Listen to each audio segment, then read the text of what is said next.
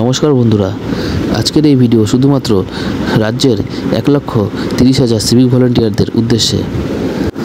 বন্ধুরা, আজকের এই ভিডিওতে আমি তোমাদের সাথে একটি প্রতিবেদন শেয়ার করলাম। যদিও প্রতিবেদনটি পুরনো আছে, আর আমার মনে হয় কোনো জিনিস চর্চা না থাকলে পরে সেটি কার্যকর হওয়া অনেক কঠিন হয়ে পড়ে। তা আমি তোমাদের সাথে এই বিষয় নিয়ে একটু চর্চা করছি এবং তোমাদেরকে এই প্রতিবেদনটি শেয়ার করছি। তো শুরু করার আগে আমি তোমাদেরকে একটি কথা বলতে চাই।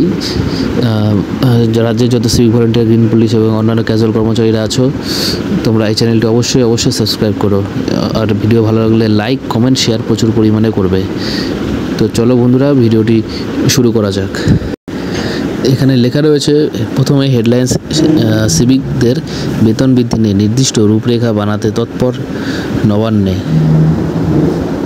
তারপর নিচে লেখা রয়েছে কলকাতা, হঠাৎ বেতন বৃদ্ধি, সিভিকদের কত শতাংশ বাড়বে তা নিয়ে কোনো নির্দিষ্ট রূপরেখা নেই। সিভিক ভলেন্টিয়ার্স নিয়ে সুপ্রিম কোর্টের মন্তব্যের পরই নড়েচড়ে বসেছে নবান্ন। এই সংক্রান্ত বিষয়ে একটি সুনির্দিষ্ট নিয়মাবলী ও গাইডলাইন তৈরির জন্য তোড়জোড় চলছে বলে সূত্রের খবর।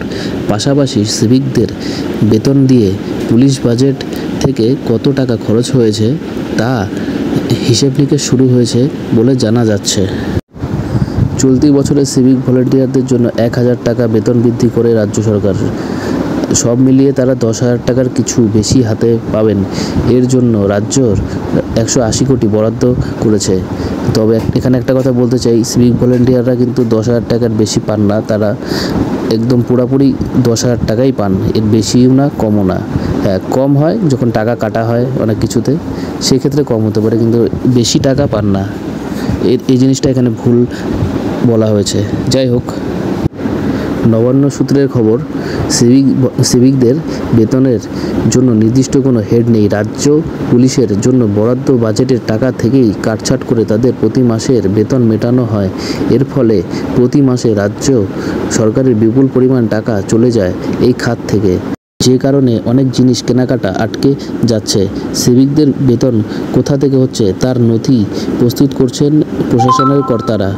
আইনি পথেও নিয়ম মেনেই যে তাদের বেতন দেওয়া হচ্ছে তা নথি দিয়ে তুলে ধরা হবে রাজ্যের তরফে। রাজ্য পুলিশ সূত্রের খবর, সিভিকদের বেতন বৃদ্ধি কীভাবে হবে সেই সংক্রান্ত সুস্পষ্ট কোনো গাইডলাইন নেই। এমনকি কতদিন অন্তর বেতন বৃদ্ধি হবে তাও কোথাও বলা হয়নি। তাই অন্য সরকারি কর্মচারীদের নির্দিষ্ট সময় অন্তর বেতন বৃদ্ধি ঘটলেও সিভিকদের ক্ষেত্রে তা হয় না। হঠাৎ তাদের বেতন বাড়ে, কিন্তু তার পরিমাণ সামান্য। চুক্তিভিত্তিক হওয়ায় তাদের পিএফের কোনো ব্যবস্থা নেই, কেবলমাত্র স্বাস্থ্য বিমার সুবিধা পান তারা। এর জন্য বেতন থেকে একটি নির্দিষ্ট পরিমাণ টাকা কাটা হয়। কিভাবে নিয়ম মেনে নির্দিষ্ট অন্তর তাদের বেতন বাড়ানো যায় তার জন্য আইনি পরামর্শ নেওয়া হচ্ছে বলে সূত্রের খবর। তো বন্ধুরা, এই প্রতিবেদন থেকে তোমরা কি বুঝলে কমেন্ট সেকশানে অবশ্যই জানাবে। এবং আমার পার্সোনাল আমার নিজস্ব একটি মতামত 2026 রয়েছে, তার 2026 বিধানসভা ভোটের আগে সিভিক ভলেন্টিয়ারদের নিশ্চয়ই কোনো সুখবর আসবে।